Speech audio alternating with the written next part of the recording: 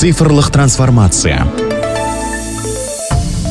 Процесстерді роботталған автоматтандыру цифрландырудың ажырамас бөлігі. Роботтандыру еңбек өнімділігін, өндірістің тиімділігі мен қауіпсіздігін арттыруға және шығынды азайтуға мүмкіндік береді. Өнеркәсіптік роботтар Қазақстанның өндіруші және өңдеуші кәсіпорындарында белсенді түрде енгізіліп жатыр. Сондай-ақ роботтандыру медицинада, мемлекеттік қызмет көрсету саласында, пошта бөлімшелерінде, мейрамханаларда қолданылады. Жеке сот орындаушының қатысуынсыз атқарушылық істі дербес қозғайтын робот сот орындаушы бар. Халыққа қызмет көрсету орталықтарында тәулік бойы жұмыс істейтін интеллектуалды дауыс роботы енгізілген. Медицинада хирург роботтар толық және жартылай араласу операцияларын жасайды. Пошта саласында робот сәлемдемелерді сұрыптайды. Сауда ойын-сауық орталықтарын сервистік роботтар тазалайтын болған. Дәмханалар мен мейрамханалардан тапсырыс жеткізетін робот-курьер пайда болды. Робот даяшылар да жұмыс істейді. Сұранысқа қарай робототехника бойынша курстар мен үйірмелер ашылды. Мектептерде бағдарламалау негіздері және робототехника бойынша оқу бағдарламалары енгізілді. Жастарды қолдау мақсатында хакатондар мен